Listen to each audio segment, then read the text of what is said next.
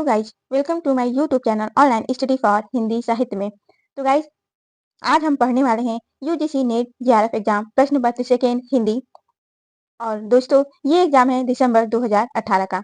तो guys, topic शुरू करने से पहले हम आप लोगों से ये कहना चाहेंगे कि अगर आप लोगों को वीडियो अच्छी लगे और जरा भी आप लोगों को लगे कि ये आप लोगों के लिए यूजफुल है, तो प्लीज वीडियो को लाइक जरूर कीजिएगा और शेयर करना न भूलिएगा। साथ ही गाइस, सब्सक्राइब करने के बाद आप बेल आइकन को प्रेस करना न भूलिएगा। तो गाइस, चलिए हम मेन टॉपिक पर चलते हैं और आज का हमारा टॉपिक स्टार्ट करते हैं। तो गाइस, आज के हमारे टॉपिक का पहला प्रश्न है, इनमें से कौन सी बोली बिहारी हिंदी वर्ग में नहीं आती? और ऑप्शन ए है भोजपुरी, दूसरा ऑप्शन है मगही, तीसरा है मैथिली और चौथा ऑप्शन है छत्तीसगढ़ी।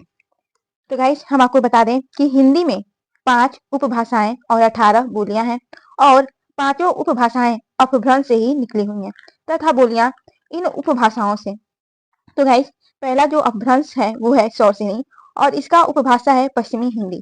उसके बाद पश्चिमी हिंदी की जो बोली है गाइस, वो है खड़ी बोली, जिसको हम लोग कौरवी बोलते हैं, ब्रजभाषा हरियाणवी, बांगरू, बुंदेली और कनौजी। उसके बाद सौरसेनी सौरसेनी का दूसरा जो उपभाषा है गाइस, वो है राजस्थानी। और राजस्थानी की बोलियां हैं पश्चिमी राजस्थानी, जिसको मारवाड़ी बोला जाता है, पूर्वी राजस्थानी, उसको हम लोग जयपुरी बोलते हैं, उत्तरी राजस्थानी मेवाती, दक्षिणी राजस्थानी मालवी। उसके बाद सौरसेनी का जो तीसरा उपभाषा है गाइस, वो है खस या फिर पहाड़ी। और खस भाषा की बोली है वो है कुमायूनी, गढ़वाली और नेपाली। उसके बाद दूसरे नंबर का अपभ्रंश है गाइस अर्धमागधी। और अर्धमागधी का जो उपभाषा है वो है पूर्वी हिंदी और इसकी बोलियां हैं अवधी, बघेली, छत्तीसगढ़ी। उसके बाद गाइस, मागधी अपभ्रंश में आती है बिहारी उपभाषा और बिहारी की जो बोली है वो है भोजपुरी, मगही, मैथिली। तो गाइस, आप लोगों को तो इस प्रश्न का उत्तर पता चल ही गया होगा कि बिहारी हिंदी वर्ग में कौन सी बोली नहीं आती। तो गाइस, भोजपुरी भी आती है, मगही भी आती है और मैथिली भी आती है और छत्तीसगढ़ी इसमें नहीं आता। गाइस, जो छत्तीसगढ़ी भाषा है या जिसको हम लोग बोली कह दें, यह जो है वो अर्धमागधी अपभ्रंश से निकला हुआ है, जिसकी उपभाषा पूर्वी हिंदी है। तो गाइस, इसी के साथ चलते हैं हम अपने अगले प्रश्न की तरफ। तो गाइस, हमारा अगला प्रश्न है कि संस्कृत का कोई भी शब्द मन चाहे ढंग से तोड़ मरोड़ कर तद्भव नहीं बनाया जा सकता। और गाइस, इसका ऑप्शन नंबर पहला है सुनीति कुमार चटर्जी, जॉर्ज गियर्सन, तीसरा है नामवर सिंह और चौथा है रामविलास शर्मा। तो गाइस, यह कथन जो है वो है रामविलास शर्मा जी का। रामविलास शर्मा ने कहा है कि संस्कृत का कोई भी शब्द मन चाहे ढंग से तोड़ मरोड़ कर तद्भव नहीं बनाया जा सकता। सुनीति कुमार चटर्जी के अनुसार काल्पनिक सिद्धांतानुसार संस्कृत तथा वैदिक में देशी और विदेशी शब्द था ही नहीं। सुनीति कुमार चटर्जी का भी यह जो है कथन नहीं है, जॉर्ज ग्रियर्सन का भी नहीं है, नामवर सिंह का भी नहीं है। गाइस, यह जो शब्द है वो है रामविलास शर्मा का। तो चलते हैं अगले प्रश्न की तरफ। और देखिए गाइस, प्रश्न संख्या 3 है, सिद्धों और योगियों की रचनाओं का जीवन की स्वाभाविक अनुभूतियों और दशाओं से कोई संबंध नहीं है, अतः वे शुद्ध साहित्य के अंतर्गत नहीं आती। यह विचार किसका है? और गाइस, ऑप्शन है मुनि जिनविजय, दूसरा ऑप्शन है रामचंद्र शुक्ल, तीसरा है हजारी प्रसाद द्विवेदी और चौथा ऑप्शन है धीरेन्द्र वर्मा। तो गाइस, यह जो कथन है, यह विचार है, यह है आचार्य रामचंद्र शुक्ल जी का। गाइस, आपको बता दें कि आचार्य रामचंद्र शुक्ल अपनी पुस्तक हिंदी साहित्य का इतिहास में कहते हैं कि सिद्धों और योगियों की रचनाएं तांत्रिक विधान, योग साधना, आत्म निग्रह, श्वास निरोध, भीतरी चक्रों और नाड़ियों की स्थिति, अंतर्मुख साधना के महत्व आदि की सांप्रदायिक शिक्षा मात्र है। जीवन की स्वाभाविक अनुभूतियों और दशाओं में उनका कोई संबंध नहीं है, अतः वे शुद्ध साहित्य के अंतर्गत नहीं आती हैं। उनको उसी रूप में ग्रहण करना चाहिए जिस रूप में ज्योतिष, आयुर्वेद आदि के ग्रंथ हैं। तो गाइस, हम चलते हैं अगले प्रश्न की तरफ। और गाइस, प्रश्न संख्या 4 है कि आरे नो जौवन अभिरामा जत देखल तत कहे न पारी छौ अनुपम एक ठामा। उक्त काव्य पंक्तियों में कवि कहना चाहता है कि वह, और पहला ऑप्शन है रूप वर्णन करने में संभ्रम की स्थिति में है, दूसरा ऑप्शन है आंशिक रूप से रूप वर्णन करने में समर्थ है, तीसरा है रूप वर्णन करने में समर्थ है और चौथा है रूप वर्णन करने में असमर्थ है। तो गाइस, आपको बता दें कि यह पंक्तियां जो हैं यह विद्यापति की हैं और इन पंक्तियों में कवि नायिका का नखशिख वर्णन करने का प्रयास कर रहे हैं और वह कहते हैं कि आहा, नायिका का यह कैसा मोहक नव यौवन है, ऐसा रूप देखा हुआ भी नहीं कहा जा रहा है। यह चकित करने वाला है कि जैसे 6 अनूठे पदार्थ एक स्थान पर इकट्ठे हो गए हों। गाइस, इन पंक्तियों में रूप वर्णन करने में जो कवि हैं वो असमर्थ हैं। तो गाइस, इस प्रश्न का जो सही उत्तर हुआ वो हुआ ऑप्शन नंबर 4, रूप वर्णन करने में कवि असमर्थ है। तो चलते हैं अगले प्रश्न की तरफ। और प्रश्न है, रस गगन गुफा में अजर झरे अजपा सुमिरन जाप करे, उक्त पंक्तियों में प्रयुक्त गगन गुफा का अभिप्राय है। और पहला ऑप्शन है आसमान में स्थित गुफा, दूसरा है अलौकिक गुफा, तीसरा सहस्त्रार चक्र और चौथा है गाइस मूलाधार चक्र। तो गाइस, इस प्रश्न का जो सही उत्तर है वो है ऑप्शन नंबर 3, सहस्त्रार चक्र। गाइस, इन पंक्तियों में गगन गुफा का आशय सहस्त्रार चक्र से है, क्योंकि गाइस जो सहस्रार चक्र हैं उसमें कुल 8 चक्र हैं, जिसमें मूलाधार, स्वाधिष्ठान, मणिपुर, अनाहत, विशुद्धि, आज्ञा, बिंदु और सहस्रार हैं। सहस्रार इनमें सबसे श्रेष्ठ माना गया है। यह सिर के शिखर पर स्थित होता है। इसे ब्रह्मरंध्र यानी कि ईश्वर का द्वार भी कहा जाता है और यह आध्यात्मिक चेतना और दिव्यता का केंद्र माना गया है। तो गाइस, हम चलते हैं अगले प्रश्न की तरफ। आशा करती हूँ कि आप लोगों को समझ में आ रहा होगा। गाइस, वीडियो को लाइक करना ना भूलिएगा और साथ ही हमारे चैनल को सब्सक्राइब जरूर कीजिएगा और साथ में बेल आइकन को जरूर प्रेस कीजिएगा। तो गाइस, चलते हैं अगले प्रश्न की तरफ। तो अगला प्रश्न है, हरिदासी संप्रदाय के राधा कृष्ण हैं। और गाइस, पहला ऑप्शन है लोक हित रक्षक, दूसरा है लोक निरपेक्ष, तीसरा है आत्मनिष्ठ और चौथा है जीवन सापेक्ष। तो गाइस, आपको बता दें कि हरिदासी संप्रदाय के राधा कृष्ण लोक निरपेक्ष संप्रदाय के हैं। हरिदासी संप्रदाय को सखी संप्रदाय भी कहा जाता है और इस संप्रदाय के प्रवर्तक हरिदास जी हैं। इसमें निकुंज बिहारी श्री कृष्ण सर्वोपरि हैं। इसमें कृष्ण न तो सृष्टि रचना प्रक्रिया में पड़ते हैं और न ही प्रभुता धारण कर संसार के क्रियाकलाप का दायित्व रखते हैं। अतः इस संप्रदाय में जो राधा कृष्ण है उनको लोक निरपक्ष कहा गया है। और इस संप्रदाय में, हरिदासी संप्रदाय में राधा कृष्ण है वो लोक निरपक्ष रहते हैं। तो चलते हैं अगले प्रश्न की तरफ। और गाइस, प्रश्न है हमारा 7वें नंबर का और प्रश्न कह रहा है कि हरि अनंत हरि कथा अनंता, कहाँ ही सुनहि बहु बुद्धि सब संता। राम कथा के प्रसंग में तुलसीदास ने यह बात किससे कहलवाई है। और पहला ऑप्शन है शिव, दूसरा है याज्ञवल्क्य, तीसरा है काकभूषुंडी और चौथा है तुलसीदास की स्वयं की उक्ति। तो गाइज, यह हरि अनंत हरि कथा अनंता, कहाँ ही सुनहि बहु विधि सब संता।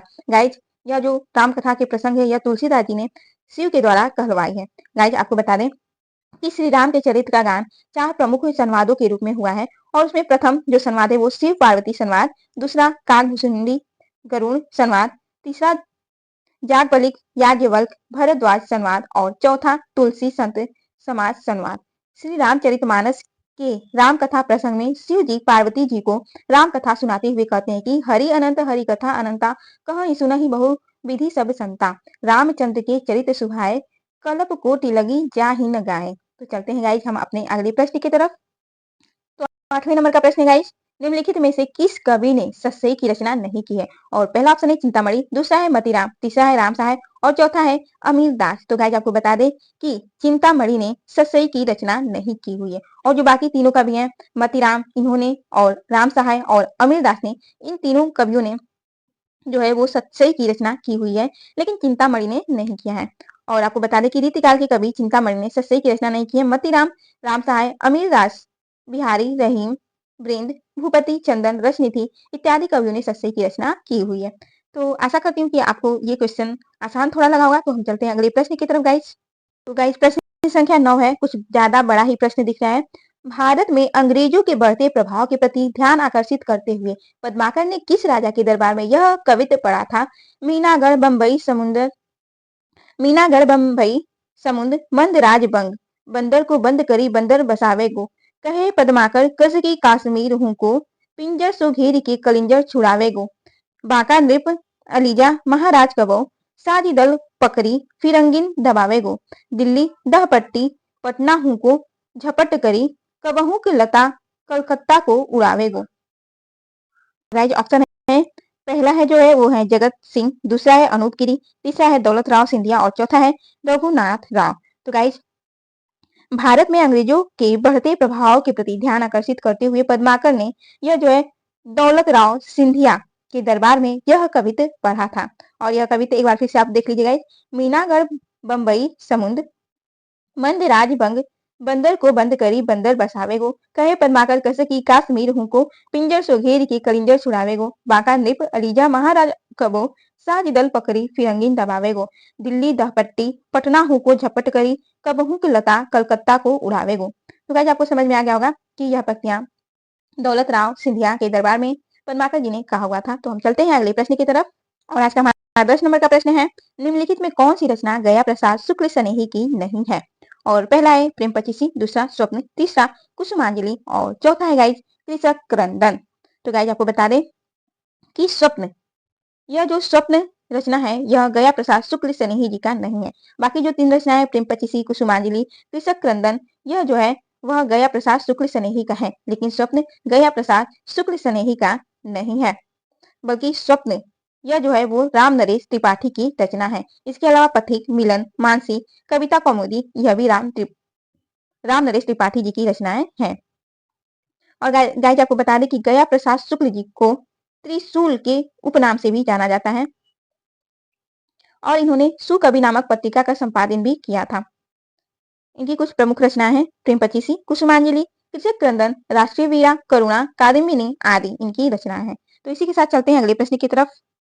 और 11 नंबर का प्रश्न है, प्रेम शतक के रचनाकार कौन है। पहला ऑप्शन है जगन्नाथ दास रत्नाकर, दूसरा है दुलारे लाल भार्गव, तीसरा है वियोगी हरि और चौथा है अंबिका दत्त व्यास। तो गाइस प्रेम शतक इसके जो रचनाकार हैं वो है गाइस वियोगी हरि, वह प्रेम शतक के रचनाकार हैं। इसके अलावा भी वियोगी हरि की रचना है प्रेम पथिक, प्रेमांजलि, असहयोग वीणा और वीर सत्सई। उसके अलावा गाइस जगन्नाथ दास रत्नाकर जी की रचनाएं हैं हिंडोला, हरिश्चंद्र गंगावतरण, उद्धव शतक।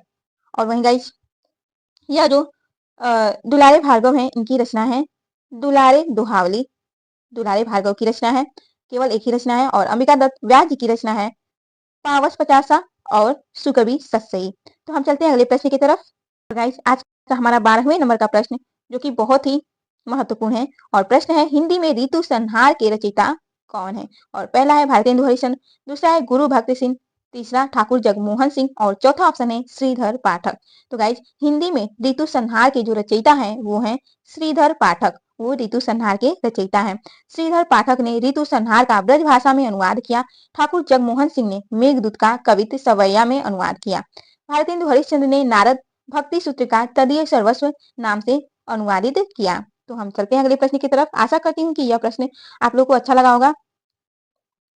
आज का 13 नंबर का प्रश्न गाइस, मुरारी और नरगिस के प्रेम पर आधारित उपन्यास कौन सा है।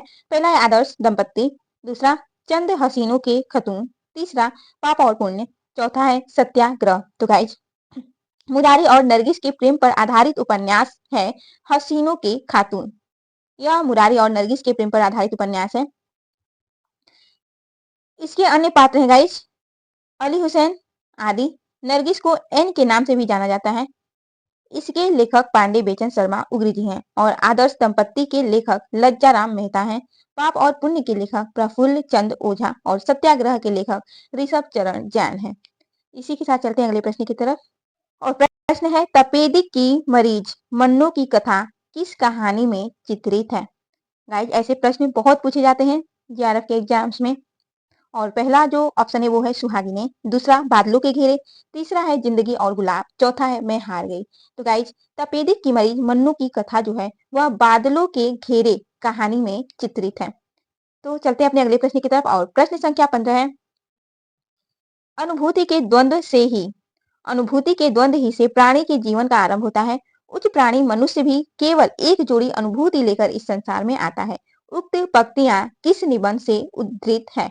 और पहला ऑप्शन है श्रद्धा भक्ति, दूसरा है करुणा, तीसरा है भाव या मनोविकार और चौथा ऑप्शन है उत्साह। तो गाइज अनुभूति के द्वंद्व ही से प्राणी के जीवन का आरंभ होता है। उच्च प्राणी मनुष्य भी केवल एक जोड़ी अनुभूति लेकर इस संसार में आता है। यह जो पंक्तियां है गाइज यह भाव या मनोविकार निबंध से उद्धृत है। तो हम चलते हैं अगले प्रश्न की तरफ। प्रश्न संख्या 16 है, नारी का आकर्षण पुरुष को पुरुष बनाता है तो उसका अपकर्षण उसे गौतम बुद्ध बना देता है। यह संवाद किस नाटक का है। और पहला है आषाढ़ का एक दिन, दूसरा आधे अधूरे, तीसरा लहरों के राजहंस और तीसरा है पैर तले जमीन। तो गाइज यह जो पंक्तियां है कि नारी का आकर्षण पुरुष को पुरुष बनाता है तो उसका आकर्षण उसे गौतम बुद्ध बना देता है। गाइस यह जो संवाद है यह लहरों के राजहंस नामक नाटक से लिया गया है। यहाँ पर जितनी भी रचनाएं हैं, आषाढ़ का एक दिन, आधे अधूरे, लहरों के राजहंस, पैर तले की जमीन, गाइस यह सभी रचनाएं जो हैं वह मोहन राकेश जी की हैं और यह नाटक विधा की रचना है। वहीं गाइस जो मोहन राकेश की एक रचना है आषाढ़ का एक दिन, इसमें जो प्रमुख संवाद है वो है कि मैं पूछती हूँ भावना में भाव का वर्ण क्या होता है, उससे जीवन की आवश्यकताएं किस तरह पूरी होती है। वहीं आधे अधूरे में जो संवाद है वो यह है कि रबर स्टैंप के माने क्या होते हैं, एक अधिकार, एक रुतबा, एक इज्जत, यही ना, और पैर तले अंधेरे की जमीन, इसका महत्वपूर्ण संवाद है वहम का भी कोई इलाज नहीं। तो आशा करती हूँ कि यह जानकारी आपके लिए काफी महत्वपूर्ण सिद्ध होगी। तो इसी के साथ चलते हैं अपने अगले प्रश्न की तरफ। और प्रश्न गाइस, वट वृक्ष की छाया में किस कवि की स्मृति को सुरक्षित रखने के लिए लिखी गई है? और पहला ऑप्शन है कमलेश्वर, दूसरा है अमृत लाल नागर, तीसरा है अमृत राय और चौथा है हजारी प्रसाद द्विवेदी। तो गाइस इस प्रश्न का सही उत्तर है ऑप्शन नंबर 2। वट वृक्ष की छाया में अमृत लाल नागर लेखक की स्मृति को सुरक्षित रखने के लिए लिखी गई है। तो गाइस हम चलते हैं, हमारा आज का अगला प्रश्न है 18वें नंबर का, राही मासूम रजा के द्वारा रचित उपन्यास नहीं है। और पहला ऑप्शन है टोपी शुक्ला, गाइस यह भी राही मासूम रजा द्वारा लिखी उपन्यास है। दूसरा है दिल एक सादा कागज, गाइस यह भी उपन्यास जो है राही मासूम रजा जी का है। और चौथा है कटरा बियारजू, यह भी राही मासूम रजा के द्वारा ही लिखा गया उपन्यास है। लेकिन जो यह समर शेष रचना है यह राही मासूम रजा के द्वारा लिखा गया रचना नहीं है, बल्कि यह रचना है विवेकी राय जी का। तो इसका सही उत्तर हुआ ऑप्शन नंबर 3। इसी के साथ चलते हैं अगले प्रश्न की तरफ। और आज का हमारा 19 नंबर का प्रश्न है, भक्ति के आंदोलन की जो लहर दक्षिण से आई उसी ने उत्तर भारत की परिस्थिति के अनुरूप हिंदू मुसलमान दोनों के लिए एक सामान्य भक्ति मार्ग की भी भावना कुछ लोगों में जगाई। उक्त कथन किसका है? और पहला ऑप्शन है रामचंद्र शुक्ल, दूसरा है नंदुलाल वाजपेयी, तीसरा हजारी प्रसाद द्विवेदी और चौथा ऑप्शन है विजय देव नारायण शाही।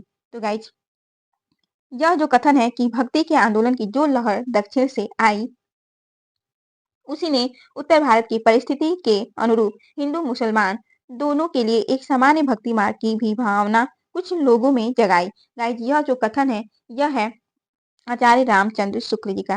गाइज ऐसे जितने भी आज तक कथन पूछे गए हैं और ऐसे बड़े बड़े कथन यह अक्सर करके रामचंद्र शुक्ल जी के द्वारा ही कहा गया होता है। और अक्सर जो भी कथन पूछे जाते हैं वो रामचंद्र शुक्ल जी के ही होते हैं। और ज्यादातर हजारी प्रसाद द्विवेदी, रामचंद्र शुक्ल, इन्हीं दोनों के ज्यादातर पूछे जाते हैं। इसी के साथ हम चलते हैं अगले प्रश्न की तरफ। और 20 नंबर का प्रश्न गाइज, निम्नलिखित में से कौन से पश्चिमी विचारक 20वीं सदी में मौजूद नहीं थे? और पहला ऑप्शन है आई रिचर्ड्स, दूसरा है सैमुअल टेलर कॉलरिज, तीसरा है बेनेडिक्टो क्रोचे और चौथा है सिगमंड फ्रायड। तो गाइज यह जो सैमुअल टेलर कॉलरिज यह जो है यह 20वीं शताब्दी में मौजूद नहीं थे, क्योंकि गाइज इनका हम जन्म का समय काल देख लेते हैं। और देखिए गाइज आई रिचर्ड्स इनका जो समय है वह है 1893 से लेकर 1979 तक। गाइस यह 20वीं सदी के हैं। और सैमुअल टेलर कॉलरी जो कि इनका जन्म जो है वह 1772 में हुआ था और मृत्यु 1834 ईस्वी में। तो गाइस यह 20वीं सदी के नहीं है बल्कि यह 19वीं सदी के हैं। और बेनेडिक्टो क्रोचे इनका समय है 1866 से लेकर के 1952 ईस्वी और यह भी 20वीं सदी के हैं। और सिगमंड फ्रायड इनका समय 1865 से लेकर के 1939 ईस्वी तक है और यह भी 20वीं सदी के ही पश्चिमी विचारक थे। तो हम चलते हैं अगले प्रश्न की तरफ। और गाइस प्रश्न है, तन नाम बुनना तजियो कबीर राम नाम लिखी लियो शरीर, मुसी मुसी रोवे कबीर की माई, ए बारिक कैसे जीव ही खुदाई। उक्त काव्य पंक्तियों में प्रयुक्त मुसी मुसी का भावार्थ क्या है? गाइस ऐसे प्रश्न आजकल बहुत ज्यादा पूछे जाते हैं। यह बहुत ही ज्यादा ट्रेंड में ऐसे क्वेश्चन है। 4 पंक्तियां दी गई होती हैं और उसमें किसी भी शब्द को उठाकर पूछ लिया जाता है कि इस प्रश्न का व्याख्या क्या है या सही अर्थ क्या है या फिर उसका भावार्थ क्या है। और गाइस देखिए ऑप्शन दिया गया है मन ही मन रोना, दूसरा ऑप्शन है सिसक सिसक कर रोना, तीसरा है दहाड़ मारकर रोना और चौथा ऑप्शन है किसी का गुण कथन करते हुए रोना। तो गाइस आपको बता दें कि यहाँ पर जो मुसी मुसी का भावार्थ है वह है मन ही मन में रोना या फिर सिसक सिसक कर रोना। तो गाइस इसका जो सही उत्तर हुआ वो हुआ पहला और दूसरा, यानी ऑप्शन नंबर 3 इस प्रश्न का सही उत्तर हुआ। मुसी मुसी यानी मन ही मन या फिर सिसक सिसक कर रोना। आशा करती हूँ कि आपको यह प्रश्न समझ में आया होगा। तो हम चलते हैं अपने अगले प्रश्न की तरफ। और गाइस प्रश्न है, यंत्रिका लड़बड़ा जिम्भा का फुहरा, कांच का जति मुख का सती, जो सतपुरुष उत्तमो कथी, गोरखनाथ की दृष्टि में सच्चा साधक वही है जो, पहला ऑप्शन है संयमी हो, दूसरा है इंद्रिय दमन करने वाला हो, तीसरा है कूट भाषा बोलने वाला हो और चौथा है महासुखवादी हो। तो गाइस, गोरखनाथ की दृष्टि में सच्चा साधक वही है जो इंद्रियों को वश में कर सकता है, कुछ भी अनावश्यक बोलने वाला न हो, भोग विलास से दूर रहने वाला हो और सत्य धर्म का पालन करने वाला हो तथा सात्विक कृतियों से युक्त सत्यवाचक करने वाला हो, अर्थात वह संयमी हो और इंद्रिय दमन करने वाला हो। तो गाइस, इस हिसाब से हमारा जो सही उत्तर होता है वह होता है ऑप्शन नंबर पहला और ऑप्शन नंबर दूसरा। तो गाइस, हम देखेंगे ऑप्शन नंबर पहला और दूसरा किस ऑप्शन में है। तो गाइस, वह है ऑप्शन नंबर 4 में। तो हमारा सही हुआ उत्तर ऑप्शन नंबर 4 पहला और दूसरा, यानी कि गोरखनाथ की दृष्टि में सच्चा साधक वही होता है जो संयमी होता है और इंद्रिय दमन करने वाला होता है। इसी के साथ हम चलते हैं अगले प्रश्न की तरफ। और गाइस, हमारा प्रश्न है कि श्याम विनोदी रे मधुबनिया, अब हरि गोकुल काहे को आवहि चाहत नौ यौवनिया, सूरदास प्रभु तजी कामरी, अब हरि भय चिकनिया। अब हरि भय चिकनिया के द्वारा सूरदास क्या कहना चाहते हैं। और पहला ऑप्शन है गाइस श्री कृष्ण चिकने घड़े हो गए हैं, और दूसरा है श्री कृष्ण चिकने टुकड़े हो गए हैं, तीसरा है श्री कृष्ण छैला हो गए हैं और चौथा ऑप्शन है श्री कृष्ण सुंदर छवि वाले हो गए हैं। तो गाइस, आपको हम बता दें कि यह जो पंक्तियां हैं यह सूरदास जी के द्वारा कही गई हैं। और गाइस, इसमें सूरदास जी ने कहा है कि श्री कृष्ण छैला हो गए। चिकनिया का मतलब होता है छैला, यानी कि हैंडसम हो गए हैं और वह अब बन कर रहने लगे हैं। श्री कृष्ण गोकुल जाकर सुंदर छवि वाले हो गए। तो गाइस, हमारा जो सही उत्तर होता है वो होता है ऑप्शन नंबर 4। इस प्रश्न का सही उत्तर हुआ तीसरा और चौथा, यानी कि श्री कृष्ण छैला हो गए हैं और जो चौथा ऑप्शन है श्री कृष्ण सुंदर छवि वाले हो गए, मतलब कि हैंडसम हो गए हैं। तो हम चलते हैं अपने प्रश्न संख्या 24 नंबर की तरफ। और प्रश्न कुछ इस प्रकार से है गाइस, यूं ही मन मेरो मेरे काम को न रहियो माई, श्याम रंग हवे करी समान्यो श्याम रंग में। उक्त काव्य पंक्तियों में कोई गोपी या भक्त कहना चाहती है। और पहला है कि श्री कृष्ण के रंग में रंगकर मेरा रंग काला हो गया है, दूसरा है मेरा रंग पहले से काला है इसलिए श्री कृष्ण के रंग में मिल सका, और तीसरा है कि श्री कृष्ण के रंग में रंग कर मेरा मन उन्हीं जैसा हो गया है, और जो चौथा ऑप्शन है वो है कि मेरा मन श्री कृष्ण के वश में हो गया है। तो गाइस, काव्य पंक्तियों में गोपी या भक्त यह कहना चाहती है कि अब यह मेरा मन मेरे काम का नहीं रहा, यानी कि मेरा मन श्री कृष्ण के वश में हो गया है, उसमें मेरा कोई काबू ही नहीं रहा, मेरा मन श्री कृष्ण के रंग में रंग कर उन्हीं के जैसा हो गया है। यानी कि गाइस, यहाँ पर जो ऑप्शन नंबर 3 और जो 4 कहा जा रहा है कि श्री कृष्ण के रंग में रंग कर मेरा मन उन्हीं के जैसा हो गया है और मेरा मन श्री कृष्ण के वश में हो गया है। तो गाइस, इस प्रश्न का सही उत्तर हुआ ऑप्शन नंबर 3 और 4, यानी कि पहला ऑप्शन इस प्रश्न का सही उत्तर हुआ। तो हम चलते हैं अपने अगले प्रश्न की तरफ। और प्रश्न है, रीतिकालीन आचार्यों की 3 श्रेणियां हैं। और पहला ऑप्शन है उद्भावक आचार्य, दूसरा है व्याख्याता आचार्य, तीसरा है उद्गाता आचार्य और चौथा है कवि शिक्षक। तो गाइस, रीतिकालीन आचार्यों की जो 3 श्रेणियां बताई गई हैं वह है उद्भावक आचार्य, व्याख्याता आचार्य और कवि शिक्षक। यानी कि पहला उद्भावक आचार्य, दूसरा व्याख्याता आचार्य और जो चौथा नंबर का है कवि शिक्षक। तो गाइस, हमारा जो सही उत्तर हुआ वो हुआ ऑप्शन नंबर 3, इस प्रश्न का सही उत्तर हुआ। गाइस, आपको बता दें कि उद्भावक आचार्य उद्भव या उत्पत्ति करने वाला होता है और विचारों का प्रेषण करने वाला होता है। वहीं व्याख्याता आचार्य जो है वो व्याख्यान यानी कि व्याख्या करने वाले होते हैं। और जो कवि यानी कि शिक्षक आचार्य होते हैं वो कवि तथा कवि के रूप में शिक्षक का भी दायित्व निभाने वाले होते हैं। और वहीं गाइस, ये जो उद्गाता आचार्य हैं, ये आचार्य गाइस यज्ञ में सामगान करने वाले ऋषि या जोर से गाने वाले ऋषि होते हैं। इसी के साथ हम चलते हैं अपने अगले प्रश्न की तरफ। और गाइस, प्रश्न है, रास पंचाध्याय की प्रमुख विशेषता क्या है। और पहला ऑप्शन है यह रोला छंद में लिखी गई है, बिल्कुल लिखी गई है। और जो दूसरा है वह है कि इसमें कृष्ण की रास लीला का विस्तार के साथ वर्णन किया गया है। तो गाइस, यह भी बिल्कुल सही बात है। और जो तीसरा ऑप्शन है कि इसमें अनुप्रसाद युक्त साहित्यिक भाषा का प्रयोग किया गया है। तो गाइस, यह भी बिल्कुल सही बात है। और चौथा जो ऑप्शन है वह है कि इसमें दूरारूढ़ कल्पना दिखाई पड़ती है। तो गाइस, यह बात बिल्कुल गलत कही गई है। तो गाइस, हमारा सही उत्तर हुआ ऑप्शन नंबर पहला, दूसरा और तीसरा, यानी कि ऑप्शन नंबर 2 इस प्रश्न का सही उत्तर हुआ। रास पंचाध्याय की प्रमुख विशेषता है कि यह रोला छंद में लिखा गया है। इसमें कृष्ण की रासलीला का विस्तार से वर्णन किया गया है और इसमें अनुप्रसादी युक्त साहित्यिक भाषा का प्रयोग किया गया है। तो हम चलते हैं अपने अगले प्रश्न की तरफ। और गाइस प्रश्न है कि सूरदास के बारे में आचार्य रामचंद्र शुक्ल द्वारा लिखित कौन से कथन सही है। और जो पहला नंबर का ऑप्शन है कि उन्होंने विठलनाथ की आज्ञा से श्रीमद् भागवत की कथा को पदों में गाया। गाइस यह बात बिल्कुल गलत है। दूसरा ऑप्शन है उन्होंने भागवत के दसम स्कंद की कथा इतिवृत्त के रूप में कह दी है। गाइस यह बात बिल्कुल सही है। और जो तीसरा ऑप्शन है कि उन्होंने भिन्न भिन्न लीलाओं को अत्यंत मधुर और मनोहर पदों में गाया, यह भी बात बिल्कुल सही कही गई है। और जो चौथा ऑप्शन है कि उनके पद अत्यंत प्रागल्भ और काव्यपूर्ण है, तो गाइस यह भी बात बिल्कुल सही है। तो गाइस इस हिसाब से हमारा सही उत्तर हुआ ऑप्शन नंबर 3, दूसरा, तीसरा और चौथा। यह ऑप्शन नंबर 3 हमारा इस प्रश्न का सही उत्तर हुआ। गाइस आपको बता दें कि आचार्य रामचंद्र शुक्ल ने अपने हिंदी साहित्य का इतिहास में सूरदास के संदर्भ में कहा है कि सूरदास ने भागवत के दसम स्कंद की कथा इतिवृत्त के रूप में कह दी है। उन्होंने भिन्न भिन्न लीलाओं को अत्यंत मधुर और मनोहर पदों में गाया है। उनके पद, यह रचना इतनी अत्यंत प्रागल्भ और काव्यपूर्ण है कि आगे होने वाले कवियों की श्रृंगार और वात्सल्य की उक्तियां सुर की जूठी सी जान पड़ती हैं। शुक्ल के अनुसार विठलनाथ की नहीं बल्कि वल्लभाचार्य की आज्ञा से श्रीमद् भागवत की कथा को पदों में सूरदास ने गाया था। तो गाइज हम आशा करते हैं कि यह जो जानकारी है वो आपके लिए काफी ज्यादा महत्वपूर्ण सिद्ध होगी। इसी के साथ चलते हैं अपने अगले प्रश्न की तरफ।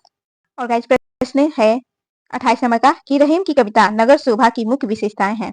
और पहला ऑप्शन है इसमें नगर का संकुचित वर्णन किया गया है। दूसरा है इसमें वर्ण व्यवस्था के अनुसार उनके जाति की स्त्रियों का वर्णन किया गया है। और तीसरा है कि इसमें स्त्रियों को उत्कृष्ट कोटि का बताया गया। और चौथा है कि ये स्त्रियां अपना उत्पाद बेचने का काम करती हैं। तो रहीम की नगर शोभा नायिका भेद एवं नगर वर्णन संबंधी कुछ विशेषताएं गाइज हैं, वो है कि इसमें नगर का संकुचित वर्णन किया गया है। नगर शोभा में वर्ण व्यवस्था के अनुसार अनेक जाति की स्त्रियों का वर्णन किया गया है। और इसमें जो चित्रित स्त्रियां अपना उत्पाद बेचने का काम करती हैं। और इसमें स्त्रियों को नायिका भेद के अनुसार वर्गीकृत किया गया है। तो गाइज इस हिसाब से तो गाइज इसमें जो ऑप्शन नंबर 3 है यह इसमें बिल्कुल भी नहीं कहा गया है। और इसमें नगर का संकुचित वर्णन किया गया है, यह भी बिल्कुल सही है। और इसमें वर्ण के अनुसार उनके जाति के स्त्रियों का वर्णन किया गया है। अनेक, यहाँ पर अनेक होना चाहिए गाइज, अनेक जाति की स्त्रियों का वर्णन किया गया है। और जो चौथा ऑप्शन है कि ये स्त्रियां अपना उत्पाद बेचने का काम करती हैं, तो गाइज इस प्रश्न का सही उत्तर हुआ ऑप्शन नंबर पहला, दूसरा और चौथा। तो देखेंगे कि ये ऑप्शन नंबर पहला, दूसरा, चौथा कहाँ है, तो ऑप्शन नंबर पहले में ही है। तो हमारा सही उत्तर हुआ ऑप्शन नंबर 1। इसी के साथ चलते हैं अपने अगले प्रश्न की तरफ। और गाइज प्रश्न है रीतिकालीन वीर काव्य की प्रमुख विशेषता क्या है। तो गाइज इसका आंसर बताने से पहले हम आपको बता दें कि रीतिकाल का जो समय माना जाता है वो माना जाता है 1643 ईस्वी से 1843 ईस्वी तक रीतिकाल का समय माना जाता है। और भारत पर विदेशियों का शासन उस समय था। और कवि जनता में विदेशियों से छुटकारा पाने के लिए वीर रस का संचार कविता के माध्यम से करते थे। और जो रीतिकाल है उसमें रचे गए ग्रंथ रासो काव्य की अपेक्षा में अधिक प्रामाणिक हैं। और इन ग्रंथों में तत्कालीन इतिहास सुरक्षित है। कुछ वीर काव्य में फिरंगियों का भी वर्णन किया गया है, जैसे जोधराज का हमीदासो, और इसकी रचना है 1818 ईस्वी। और महाराणा हमीद और अलाउद्दीन के युद्ध का वर्णन किया गया है इसमें। और इन काव्यों में भाषाई खिलवाड़ और चमत्कारिक वर्णन की अधिकता नहीं है। तो गाइज हमारा जो अब अपने आंसर की तरफ आते हैं, और हमारा सही जो उत्तर होगा गाइज वो होगा ऑप्शन नंबर पहला कि रासो काव्य की अपेक्षा में अधिक प्रामाणिक है। ऑप्शन नंबर 2 है कि इसमें तत्कालीन इतिहास सुरक्षित है। तो गाइज यह भी बिल्कुल सही कहा जा रहा है। और जो तीसरा है कि इनमें चमत्कारिक वर्णन और भाषाई खिलवाड़ बहुत अधिक है। तो गाइज यह ऑप्शन बिल्कुल गलत कहा जा रहा है। और चौथा ऑप्शन है कि किसी वीर काव्य में फिरंगियों का भी वर्णन किया गया है। तो गाइज ऑप्शन नंबर चौथा बिल्कुल सही कहा जा रहा है। तो हमारा सही उत्तर हुआ ऑप्शन नंबर पहला, दूसरा और चौथा। तो गाइज इस प्रश्न का हमारा सही उत्तर हुआ ऑप्शन नंबर 4। इस प्रश्न का सही उत्तर हुआ। इसी के साथ चलते हैं अगले प्रश्न की तरफ। और गाइज प्रश्न संख्या 30 नंबर का है निम्नलिखित में से कौन से युग्म सही है। और यहाँ पर पहला है विष्णु प्रिया खंडकाव्य, गाइज यह बिल्कुल सही है। सिद्धराज खंडकाव्य, यह भी बिल्कुल सही है। साकेत महाकाव्य, गाइज यह भी बिल्कुल सही है। और जय भारत मुक्तक काव्य, गाइज यह बिल्कुल गलत है। क्योंकि जय भारत मुक्तक काव्य नहीं बल्कि प्रबंध काव्य है। तो यह ऑप्शन बिल्कुल गलत हो गया। तो हमारा सही उत्तर हुआ ऑप्शन नंबर 3, पहला, दूसरा और तीसरा ऑप्शन सही है। तो चलते हैं अपने अगले प्रश्न की तरफ। और गाइस एक बात बताओ कि यह जितनी भी रचनाएं हैं विष्णुप्रिया, सिद्धराज, साकेत और जय भारत, गाइस यह सभी रचनाएं जो हैं वो मैथिली शरण गुप्त जी की हैं। तो हम चलते हैं अपने अगले प्रश्न की तरफ। आज का हमारा 31 नंबर का प्रश्न है कि निम्नलिखित विकल्पों में से किनका संबंध माखनलाल चतुर्वेदी से है। और पहला ऑप्शन है सिपाही, दूसरा आर्द्रा, तीसरा दैनिकी और चौथा है पुष्प की अभिलाषा। तो गाइस यह जो सिपाही और पुष्प की अभिलाषा है, इसका संबंध माखनलाल चतुर्वेदी जी से है। तो सही उत्तर हुआ ऑप्शन नंबर 2। इस प्रश्न का सही उत्तर हुआ सिपाही और पुष्प की अभिलाषा। गाइस आपको बता दें कि आद्रा और दैनिकी, गाइस इनके जो रचनाकार हैं वो हैं सियाराम शरण गुप्त। गाइस यहाँ पर अगर हम आद्रा की बात करें तो आद्रा के दो राइटर हैं।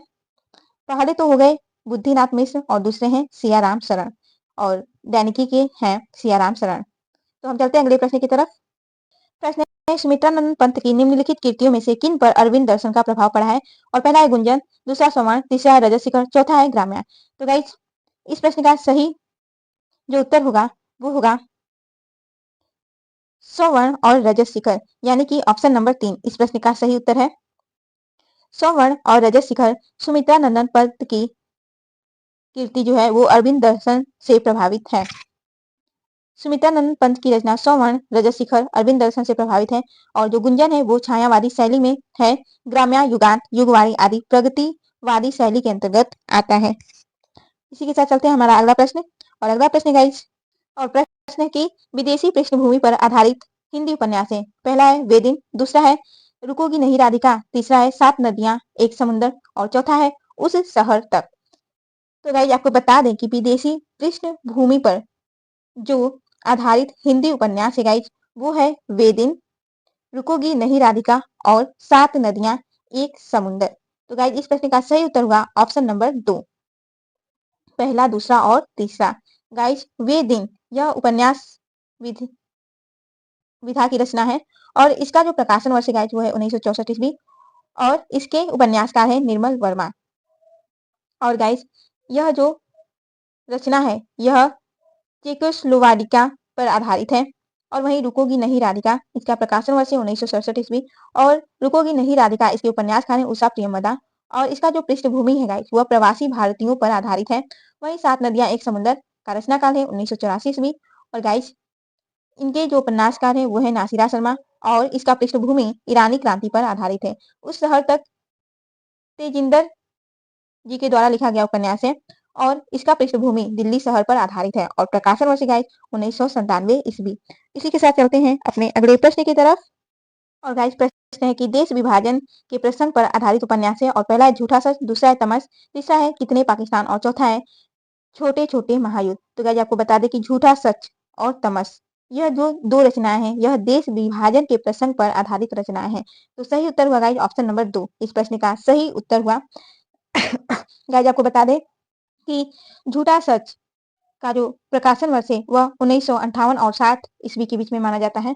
और इसके जो उपन्यासकार हैं वो है यशपाल और यह देश विभाजन प्रसंग पर आधारित है। वहीं तमस भी इसका प्रकाशन है 1973 ईस्वी और यह भी जो रचना है वह देश विभाजन पर आधारित है। और इसके जो उपन्यासकार हैं तमस के वो हैं भीष्म साहनी। और कितने पाकिस्तान का प्रकाशन वर्ष 2000 ईस्वी है और कितने पाकिस्तान के उपन्यासकार कमलेश्वर हैं और कमलेश्वर जी ने हिंदू मुस्लिम की पुराने नैतिक आदर्श और आधुनिक व्यवहारिक मूल्य पर आधारित प्रसंगों का वर्णन किया हुआ है कितने पाकिस्तान में। वहीं छोटे छोटे महायुद्ध का प्रकाशन वर्ष 1977 ईस्वी है और इसमें राजनीतिक भ्रष्टाचार का प्रसंग का वर्णन है और छोटे छोटे महायुद्ध के उपन्यासकार रमाकांत हैं। आशा करती हूँ कि यह जानकारी आप लोगों के लिए काफी ज्यादा महत्वपूर्ण सिद्ध होगा। तो चलते हैं हम अपने अगले प्रश्न की तरफ। और गाइस आज का हमारा 35 नंबर का प्रश्न है कि ज्ञानेंद्र की कहानियों के पात्र हैं। पहला है शमशेर, दूसरा है जुलेखा, तीसरा है बेंजिलो और चौथा है ईश्वर चंद्र। तो गाइस आपको बता दें कि शमशेर और जयलुका जैनेन्द्र की कहानी फांसी के पात्र हैं। बेंजिलो और गिटिडो जैनेन्द्र की कहानी स्पर्धा के पात्र हैं। ईश्वर चंद्र प्रेमचंद जी की कहानी मृत्यु के पीछे का पात्र है। तो गाइस इस प्रश्न का सही उत्तर हुआ ऑप्शन नंबर पहला, शमशेर, जुलेखा और बेंजिलो यह जैनेन्द्र की कहानियों के पात्र हैं। और जो यह ईश्वर चंद्र हैं, यह प्रेमचंद की कहानी मृत्यु के पीछे का पात्र है। इसी के साथ चलते हैं हम अपने अगले प्रश्न की तरफ। हरिशंकर परसाई के निबंध संग्रह हैं। पहला है आओ बैठ ले कुछ देर, दूसरा है सदाचार का ताबीज, तीसरा है तुलसीदास चंदन घी से, चौथा है आवारा भीड़ के खतरे।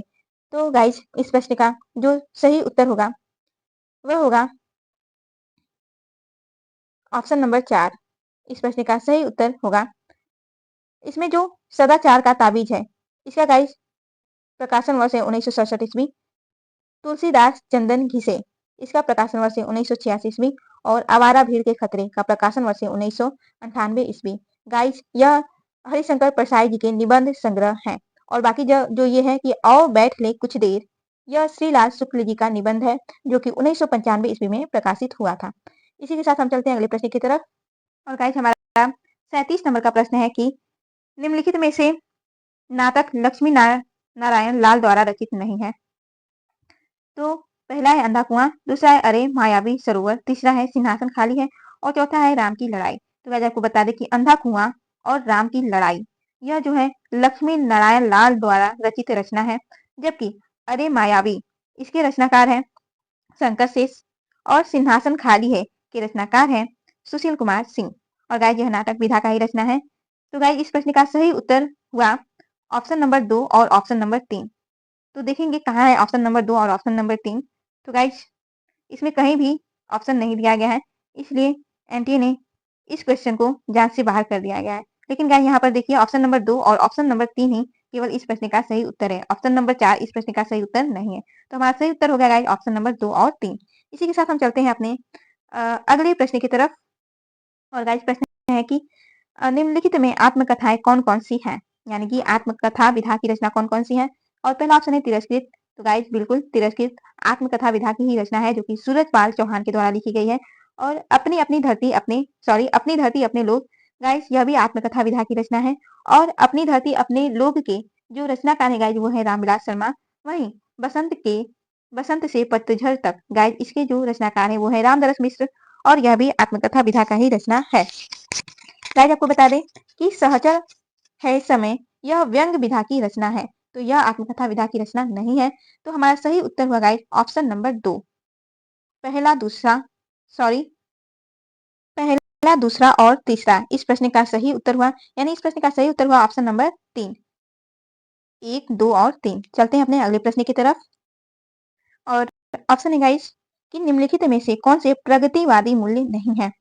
और पहला ऑप्शन है व्यष्टि चेतना। तो यह बिल्कुल सही है, व्यष्टि चेतना प्रगतिवादी मूल्य नहीं है। दूसरा है यथार्थ चेतना है प्रगतिवादी मूल्य। और तीसरा जो ऑप्शन है वो है इतिहास बोध, यह भी प्रगतिवादी मूल्य है। और जो चौथा ऑप्शन है एकेश्वरवाद, गाइस यह भी नहीं है प्रगतिवादी मूल्य। तो हमारा सही उत्तर हुआ ऑप्शन नंबर पहला और चौथा, यानी कि ऑप्शन नंबर 1 इस प्रश्न का सही उत्तर हुआ। तो चलते हैं अगले प्रश्न की तरफ। और प्रश्न है गाइस 40 नंबर का।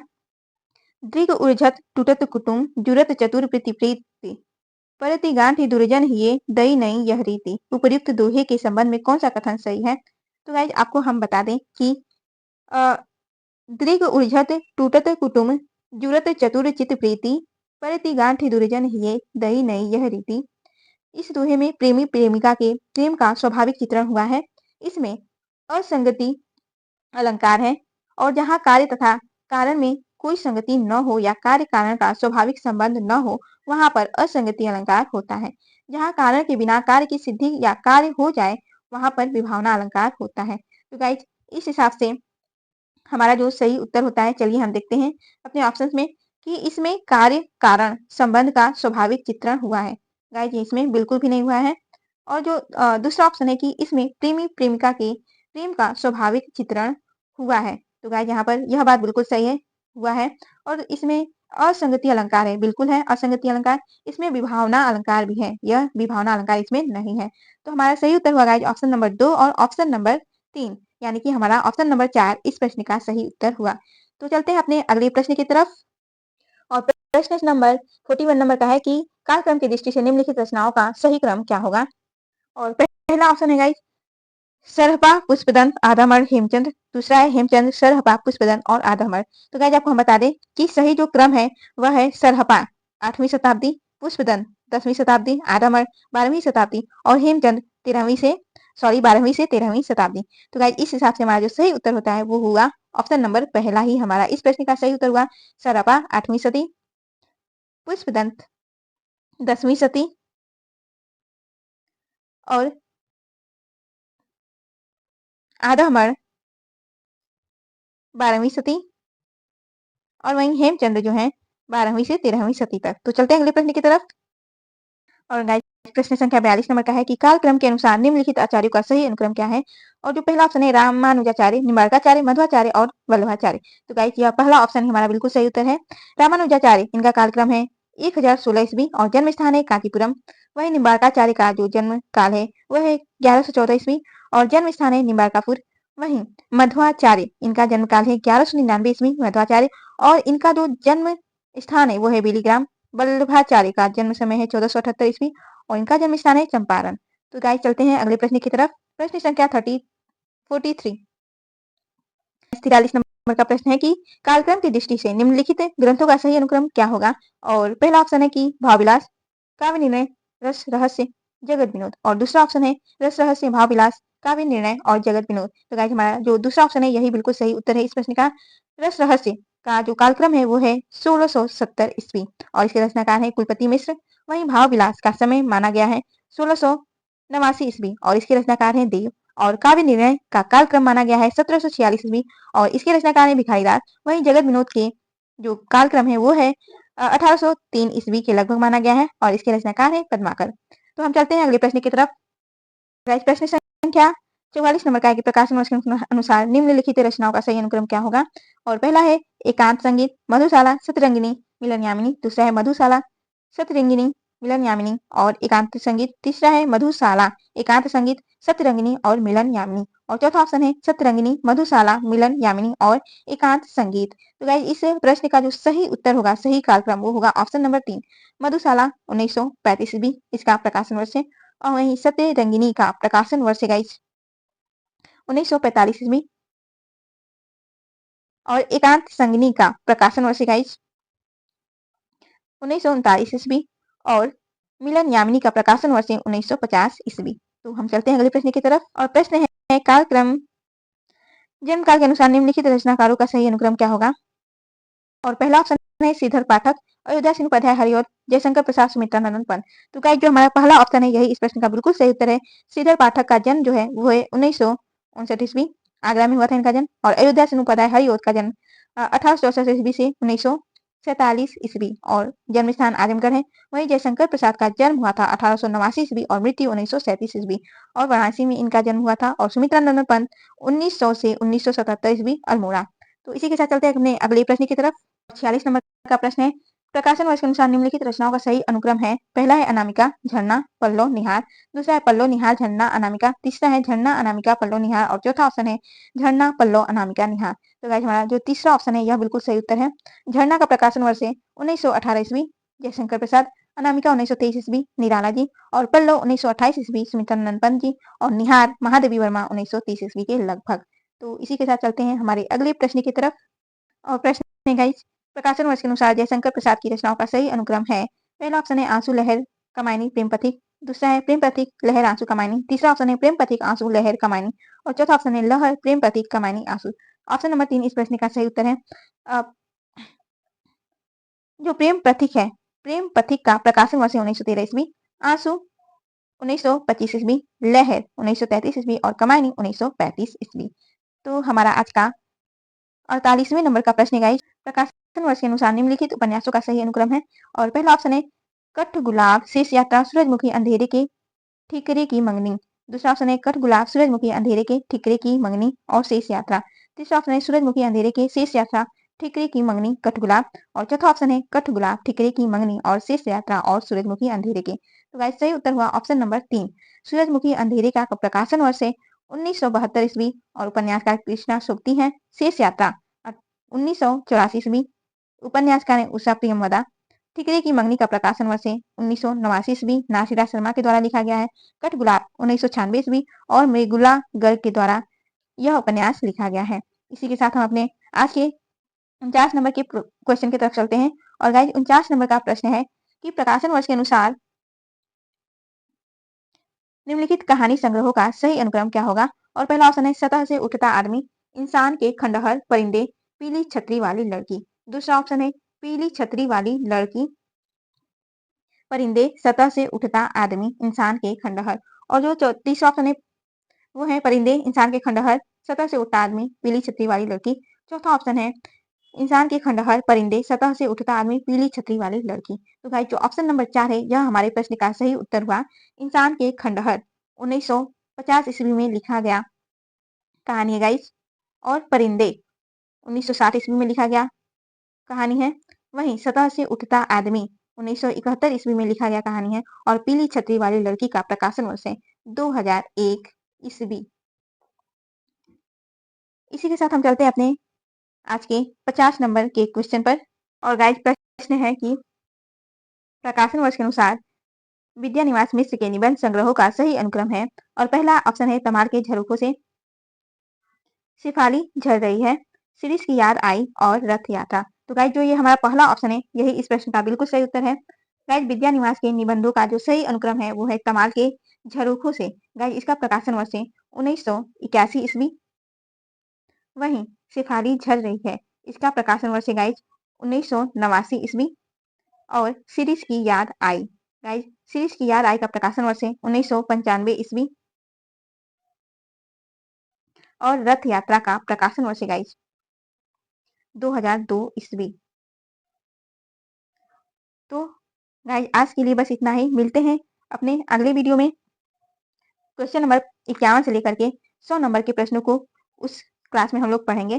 तब तक के लिए गाइस धन्यवाद। अगर वीडियो अच्छी लगी हो तो प्लीज वीडियो को लाइक जरूर कीजिएगा और हमारे चैनल को सब्सक्राइब करना न भूलिएगा। और गाइस पिछले ईयर्स के आप पेपर जा करके प्लेलिस्ट में देख सकते हैं, वहां पर सारी व्याख्या सहित वीडियो है। तो आपको वो उपलब्ध कराई गई है बिल्कुल फ्री में, आप जा करके वो वीडियोज देख सकते हैं प्लेलिस्ट में। तो मिलते हैं अपने अगले वीडियो में, तब तक के लिए धन्यवाद।